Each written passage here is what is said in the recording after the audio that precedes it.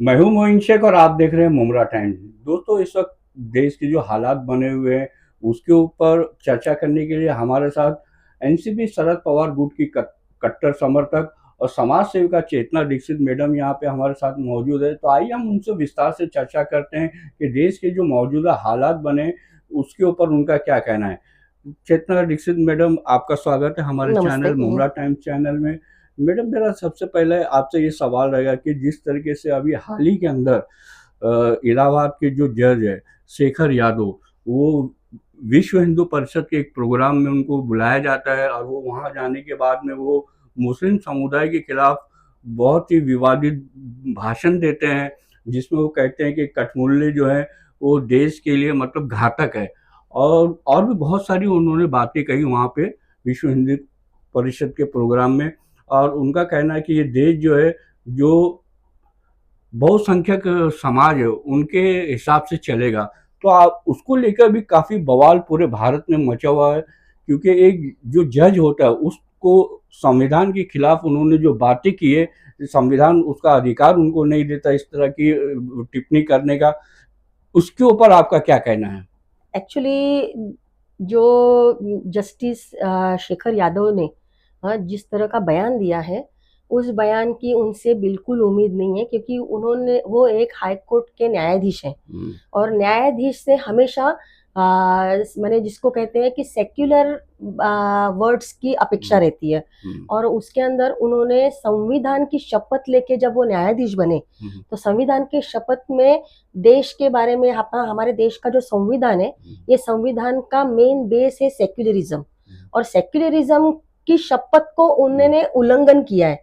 न्यायाधीश के शपथ की जो शपथ ली थी पद की, उसका उन्होंने उल्लंघन किया है। तो इसलिए वो निंदनीय है। और एक जज से तो ऐसे संभाषणों की उम्मीद नहीं है। और इसका हम लोग जहां पर हम लोग माने न्यायालय को एक जिसको बोलते हैं हमारे भारत में, हमने संविधान के ऊपर चलने वाले न्यायालय को हमने एक उच्च स्थान दिया हुआ है। और न्यायालय के आगे कुछ नहीं है। हाँ, और जब न्यायालय इस तरह से कम्युनल वहां के जज अगर बात करने लगेंगे, तो हमारे भारत की जो शांतता है वो भंग होगी। इसीलिए उनको इस बात के वजह से उनके ऊपर कड़ी से कड़ी कार्रवाई होनी चाहिए। हालांकि मैडम, जो सुप्रीम कोर्ट ने भी उन्होंने जो आपत्तिजनक बातें कही मुस्लिम समुदाय को लेके, उसको लेके भी वो सुप्रीम कोर्ट ने संज्ञान में लिया। अब देखना है कि आने वाले दिनों में सुप्रीम कोर्ट क्या कार्रवाई करता है हाई कोर्ट के जज शेखर यादव पे, ये देखना अभी बाकी है। अच्छा, दूसरी बात ये जो आपने भी देखा होगा कई न्यूज चैनल में कई दिनों से चल रहा है कि ये जिस तरीके से मतलब मस्जिदों के नीचे या दरगाहों के नीचे मतलब भगवान को ढूंढा जा रहा है, उसको लेके भी देश का माहौल पूरा वातावरण खराब हो रहा है। जो सेकुलर पार्टियां हैं वो भी इसके खिलाफ आवाज उठा रही है। आप कैसे देखते हैं इन सब मामलों को? देखिए, एक्चुअली कैसा होता क्योंकि है, बात अभी तक तो मस्जिदों पे की जाती, चाहे वो ज्ञानवापी की मस्जिद हो या संभल की जामा मस्जिद हो। अब मामला आ पहुंचा है अजमेर शरीफ की दरगाह पे। वो दरगाह जहाँ पे प्रधानमंत्री हमारे नरेंद्र मोदी जी हर साल जहाँ पे चादर पेश करते हैं, अब बात वो दरगाह के आगे कि दरगाह के नीचे भी अब भगवान को ढूंढा जा रहा है। क्या कहना चाहेंगे आप? देखिए, एक्चुअली देखा जाए, तो जो हमारे देश में ये जो नफरत का जहर फैलाया जा रहा है दो कौमों के बीच में, तो ये बहुत बड़ी गलत चल रहा है। और इसके ऊपर देश का जो सरकार है, ये इधर असफल है। और वो खुद ही एक्चुअली उनको सोचना चाहिए कि हमारे देश की राजनीति कहाँ जा रही है, देश का क्या हो रहा है। आपका कहने का मतलब है कि लोगों का ध्यान जो है मुद्दों से भटकाने के लिए ये बिल्कुल हिंदू बिल्कुल मुस्लिम मंदिर मस्जिद किया जा रहा है। बिल्कुल। और हम लोग माने कैसे बच जाए, इसके तरफ ध्यान दिया जा रहा है। और लोग अपने अस्तित्व के लिए लड़ने लगे, इसके ऊपर ध्यान दिया जा रहा है। जबकि देश के सरकार ने डेवलपमेंट की बात करनी चाहिए, देश को आगे लेके जाने की बात करना चाहिए, बेरोजगारी के ऊपर बात करनी चाहिए, महंगाई के ऊपर बात करनी चाहिए, महिलाओं के संरक्षण के ऊपर बात करनी चाहिए, एजुकेशन पे बात करनी चाहिए। ऐसे चीजों की खोज नहीं हो रही है कि हमारे देश को रोजगार कहाँ से मिलेगा, इसकी खोज नहीं कर रहे हैं। हमारे औरतों की संरक्षण कैसा होगा, इसके ऊपर खोज नहीं कर रहे हैं। एजुकेशन कैसे दिया जाएगा, इसके ऊपर खोज नहीं चल रही है। खोज चल रही है जमीनों के नीचे जाकर भगवान ढूंढने की, या फिर दरगाह बोलो या भगवान बोलो, किसी को भी तकलीफ देख के धार्मिक भावना दुखाकर लोगों का, जिसमें आज जो मेन बेसिक नीड है उसके ऊपर काम नहीं किया जा रहा है। हर कोई अपने अपने धर्म के हिसाब से अपने अपने भगवान को मान ही रहा है, लेकिन आज उनकी जो बेसिक जरूरत है आज उसको पूरा करने का काम सरकार ने करना चाहिए। और फालतू के मुद्दों को लेकर धार्मिक भावना दुखाकर हम देश के अंदर जो अराजकता मैंने फैलाना चाह रहे हैं, ये बहुत गलत हो रहा है। ऐसा मैंने संविधान का उल्लंघन हो रहा है, क्योंकि हमारे भारत का संविधान और हमारे भारत की एक खूबसूरती है कि विविधता में एकता। हम लोग सब विविधता से, विविध धर्म के लोग यहाँ पर एक रह के प्यार से रहते हैं, तो इनको बांटने का काम चालू है। तो जो लोग ऐसी मांग कर रहे हैं ना, ये जो बांटने का आपने कहा कि काम चालू है बीजेपी और उसके सहयोगी संगठनों द्वारा, क्या लगता है मैडम कि ये लोग अपने मकसद में कामयाब होंगे, आपको लगता है? देखिए, अगर माने जो आज माने भारत के अंदर बीजेपी की सरकार है, बराबर है, तो बीजेपी की सरकार जो हमारे भारत सरकार चला रही है, जो लोग ऐसी मांग कर रहे हैं उनके ऊपर क्यों नहीं अंकुश लगा रही है? सरकार का काम है उनके ऊपर अंकुश लगाना कि ऐसे मुद्दों को एंटरटेन नहीं किया जाएगा। सही। इसके ऊपर वो लोग अंकुश नहीं लगा रहे हैं, इसका ही मतलब सरकार की फूस है उनको।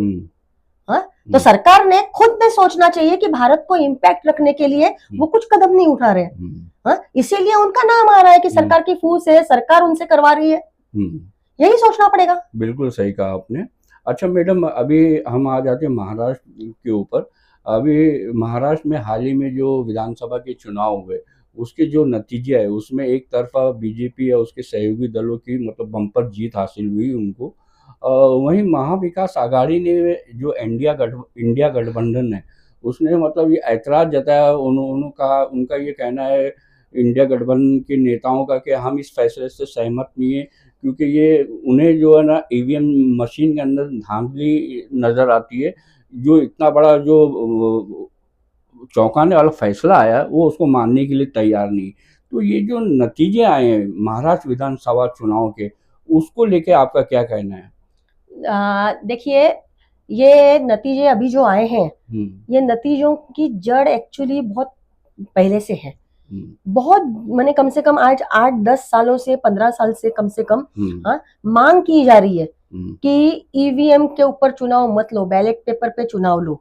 बहुत जगह से आवाज उठ रही है। बहुत से देशों में ईवीएम को बैन भी कर दिया है, कि ईवीएम के अंदर धांधली होती है, हैक किया जाता है। ये बहुत से देशों ने ईवीएम को बैन भी किया है। हमारे भारत में भी बहुत जगह पर इसके ऊपर आवाज उठी है, आंदोलन हुए हैं। तो यहाँ पे क्यों नहीं बैन किया जाता है ईवीएम को? यही तो है ना, क्योंकि क्यों नहीं बैलेट पेपर से चुनाव कराया बैलेट पेपर पे चुनाव किया जाए, यही मांग सब लोग कर रहे हैं। लेकिन जो इस मांग को पूरा नहीं कर रहे, क्योंकि जो हैकर है, ये हैकर सरकार के साथ है और सरकार इसके उनको संरक्षण दे रही है और उनको ऐसे हैकर। चुनाव आयोग भी तो मिला हुआ है ना, चुनाव आयोग का ही तो मेन इसमें रोल है कि चुनाव आयोग एक स्वतंत्र एक माने स्थापना है। उन्होंने निरपक्ष चुनाव लेना चाहिए। लेकिन अगर वो खुद ही किसी सरकार के अंडर जाकर काम कर रहे हैं, तो इससे बड़ा दुर्भाग्य क्या होगा। और हो सकता है आने वाले दिनों हमें मतलब ईवीएम के खिलाफ जो तमाम विपक्षी दल है वो भी मैदान में उतरती हुई भी नजर आएगी।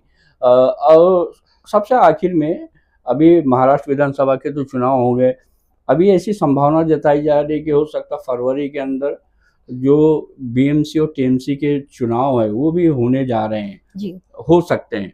तो आप भी मतलब इच्छुक है नगर सेविका का चुनाव लड़ने के लिए? आपका जो वार्ड है संजय नगर, अगर मैं वहाँ की अगर बात करूँ, आपके वार्ड की बात करूँ, तो कौन से डेवलपमेंट के काम जो अभी तक हो जाने चाहिए थे आपके वार्ड में जो अभी तक नहीं हुए, और आप अगर चुनाव जीत के आती हैं तो आपकी वो पहली प्राथमिकता होगी उन कामों को करने के लिए, वो ऐसे कौन से काम है आपके वार्ड के? देखिए, एक्चुअली अभी 2 साल से तो कॉर्पोरेशन के लगभग 2.5-3 साल से नियर अबाउट कॉर्पोरेशन का जो कॉर्पोरेटर्स नहीं है अभी, जो टीएमसी राजवट लागू चालू है। तो इसके अंदर जो बेसिक काम है वो तो हो ही रहे हैं, हाँ वाटर गटर मीटर वाले काम तो चल ही रहे हैं, क्योंकि वो बराबर बेसिक काम है जो कि कॉर्पोरेशन की जिम्मेदारी है, वो कमिश्नर को करना ही है, वो काम चल ही रहे हैं। बराबर लेकिन जो बेसिक देखा जाए पब्लिक के लिए, तो पब्लिक के लिए अच्छे माने एजुकेशन के ऊपर देखना चाहिए, क्योंकि महानगर पालिका की जो स्कूलें हैं, इस स्कूलों की पूरी वाट लग चुकी है। महानगर पालिका के स्कूल मेरे वार्ड माने मैं अगर कॉर्पोरेटर बनती हूँ तो मेरा सबसे पहला काम ये होगा कि मेरे वार्ड के बच्चों को फ्री ऑफ कॉस्ट कॉर्पोरेशन के स्कूल में अच्छा क्वालिटी एजुकेशन कैसा मिले, इसके ऊपर मैं काम करूंगी। यहाँ पर मेरे वार्ड के अंदर जो लोग हैं, गरीब तबके के लोग हैं, उनको क्वालिटी मेडिकल फैसिलिटी कैसे मिलेगी, इसके ऊपर मैं काम करूंगी। क्योंकि सब चल रहा है, मैंने कॉर्पोरेशन की ड्यूटी है करके ऑन पेपर सब चल रहा है, प्रैक्टिकली चल रहा है, लेकिन वो क्वालिटी वाला नहीं चल रहा है।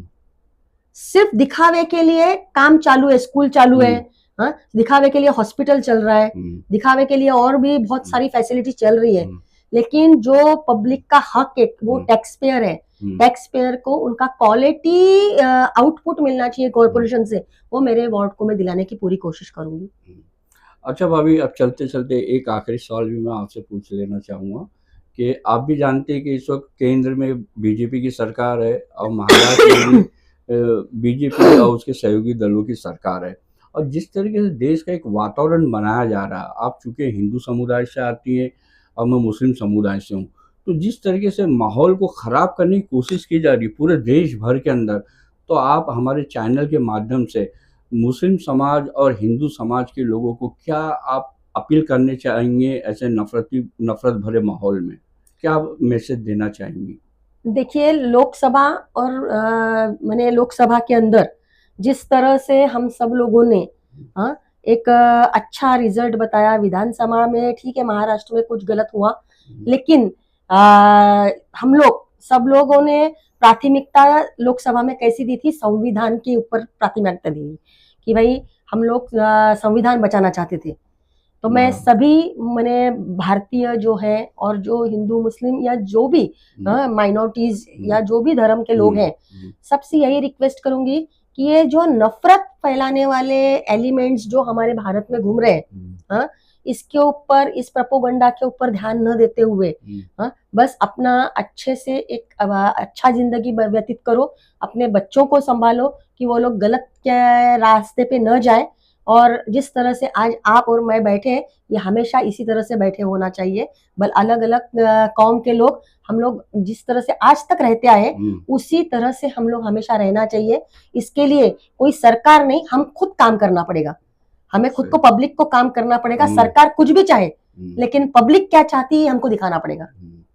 तो दोस्तों, ये थी समाज सेविका और राष्ट्रवादी शरद पवार गुट की मतलब कट्टर समर्थक चेतना दीक्षित मैडम जी, इनसे हमने जो देश के अंदर इस वक्त जो माहौल बना हुआ है उसके ऊपर हमने चर्चा की, और हमने महाराष्ट्र विधानसभा के जो चुनाव हुए थे अभी हाल ही में उसके ऊपर भी चर्चा की, और आने वाले आगामी जो बीएमसी और टीएमसी के जो चुनाव होने जा रहे हैं उसके ऊपर भी हमने इनसे कुछ सवालात किए, और इन्होंने हमारे सभी सवालों का लगभग बड़े ही अच्छे और स्पष्ट तरीके से जवाब भी दिया। कैमरामैन अबू बकर के साथ मैं मोइन शेख, मुमरा टाइम्स के लिए। Thank you.